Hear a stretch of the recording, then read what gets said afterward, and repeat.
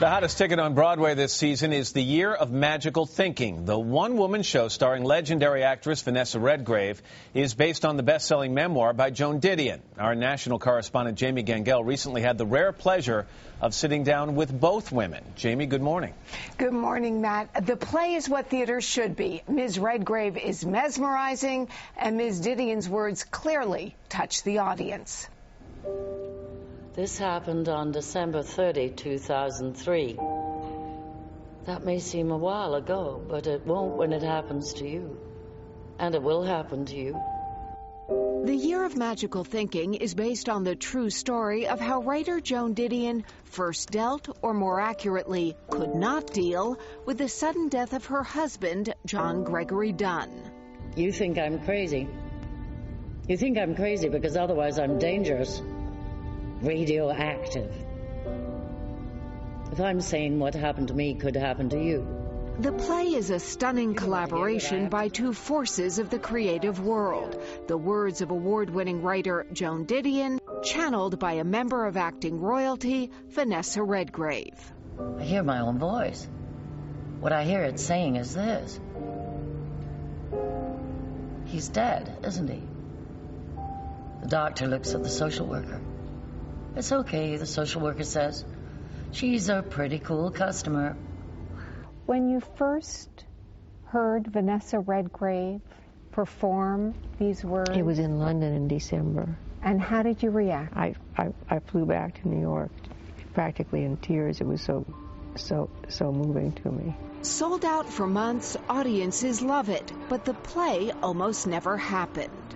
I read that when Scott Rudin called you about making the book into a play, you immediately said...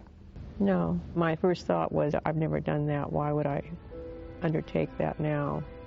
I did not need help. But once Didion agreed, there was only one actress she trusted with the role, Vanessa Redgrave. Oh, this is amazing. Now 70, she has won every major acting award, and her career is filled with extraordinary performances.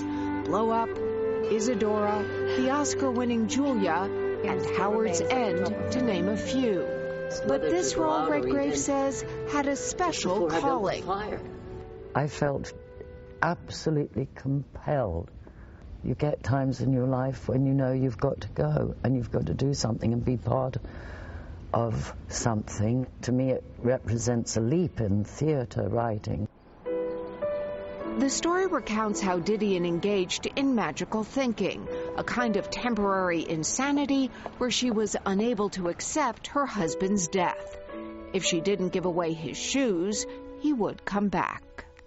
Primitive cultures operate on magical thinking, if thinking.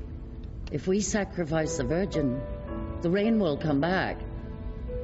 If I keep his shoes... But there is a new twist to the play. Just after her book was published, Didion suffered yet another shocking loss. Her only child, 39-year-old Quintana Roo, also died. You've talked about how writing the book helped you deal with your husband's death. Made me able to think about it. Made you able to think about it. I had no way of even forming the thought before I started writing it down. Did writing the play? Yes, it did. Do the same thing? Yes, your daughter's death? All those floating things that float around anybody's mind. As a writer, if you can write them down, then you can control them to a certain extent. They're not just floating there unresolved. In fact, Didion calls the play a manual for survival. When we saw her tonight in the ICU, her hair was damp and matted from the fever. I've been trying to brush it since the day after Christmas, but cannot. I could always brush her hair. What do you hope people will take away from the play? If I never acted again, I have been part of something that I rejoice to have been part of. I hope they'll feel that they've had an experience they're not going to easily forget, and that it sort of broke them apart and put them back together again. Matt, I have to tell you what surprises you so much is how much humor there is in this play, given the tragic subject matter. You do find yourself laughing and crying and nodding in recognition.